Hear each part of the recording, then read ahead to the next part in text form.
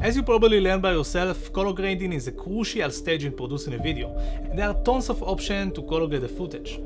But when you want to get a filmic look that is close to a real film camera and seems less digital, it can be more tricky. So maybe you have downloaded a few grain overlays, and maybe you tried some of the plugins that came with your editing software, but it's not really there. And I recently found a good solution that can help you with this. Meet Dehancer. Dehancer is a plugin that can help you emulate the film look. It's basically a color grade plugin.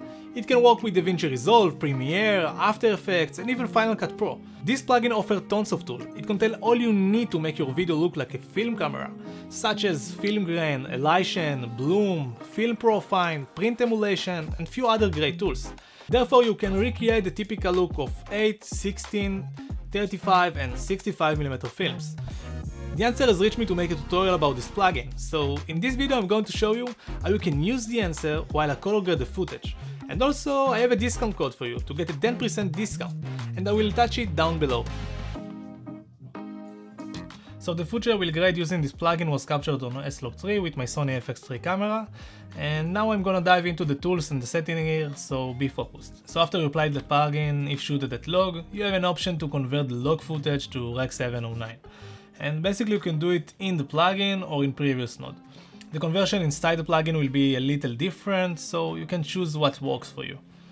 I prefer to convert my S-Log3 to Rec 709 and then add a node with the Dehancer plugin. And before we dive in, I prefer to start with disabling the grain and the fill profile for now. Right here at the input, you got the option to do some correction to the footage.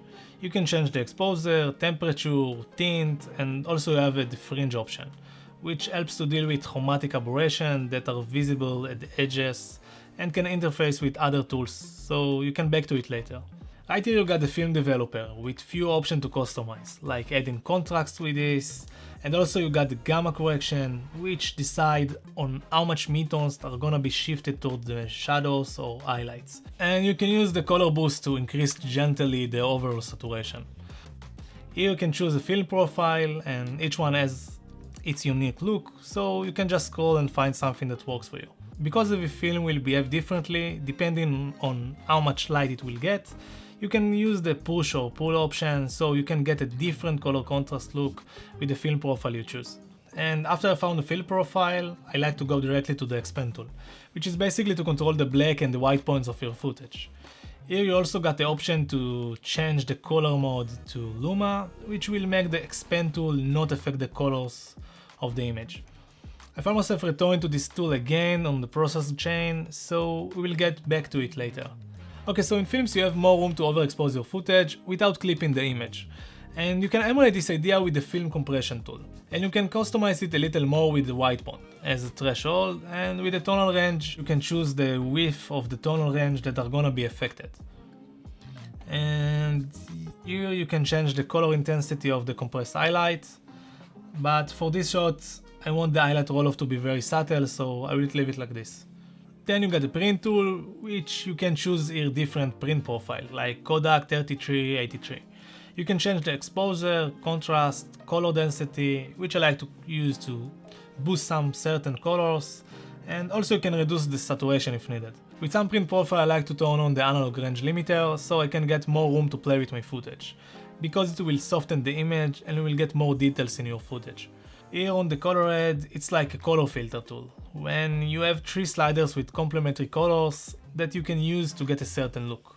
And down here you can add to the shadows, midtone or highlights additional tints to get a unique look. And I found myself barely use it that much, and for this shot I will just disable it. Here we got back to the film grain, which you have few grain profile you can choose from, and after you choose one you can click on the custom and then it expands. And you got a lot of options, like the size of the grain, the amount, chroma is the saturation, and also you can change the value for each range. For example, you can reduce the grain in the highlights or shadows, and also you can use negative or positive film type. And I found that the positive is more gentle and fit for me for most of the time.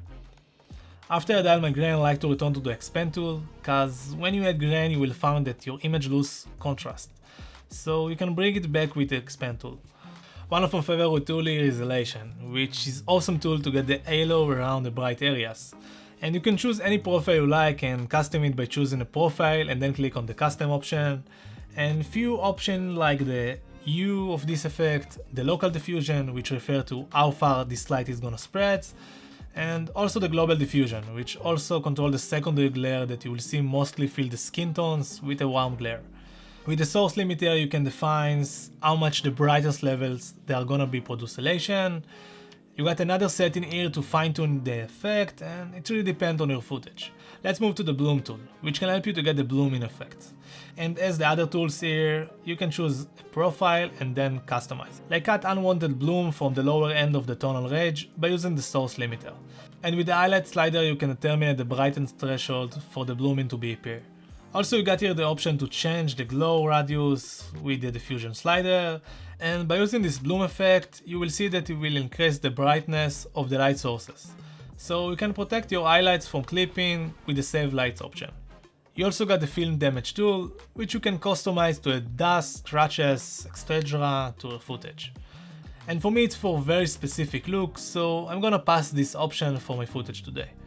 Here you got the film breath tool, that is like changing the exposure, color and the contrast as you play the footage. You can customize this effect, but like the film damage I mainly don't use it and I found it to be very specific. So for this footage I'm gonna pass it, but you can try to add this on your own footage and adjust the setting here to your taste. Down here we get the gate wave tool, which I call the vintage projector effect. Let me turn it on so you can see it.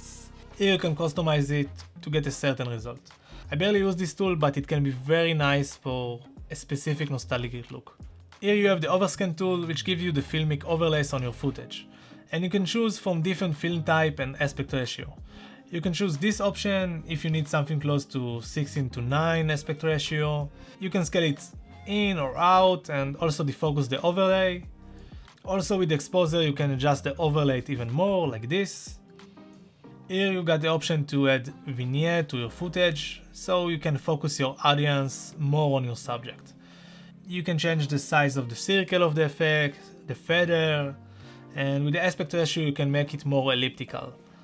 And with this you can change the position of the vignette on your footage. I found myself using it a lot, and you can also use it earlier in the process because it will affect the exposure and the contrast on the edges. Down here you got the monitor tool, which you have here false color and clipping indication, so you can use this tool to know more about the exposure in your footage. Here on the output you can control the overall impact of all the effects you apply in the plugin. By the way, you can also generate a 3D LUT for your monitor. By choosing a LUT size and by clicking on the export, it will save you a cube file that you can use when shooting. And the last one here is the options section. Here you can choose this to get a better internal optimization without any visible compromise. And here you can enable the maximum processing quality, but it will be a little out of the computer. So if you like, you can change this when you finish. Thank you very much for watching this video. I really hope this video was valuable for you. See you again next week.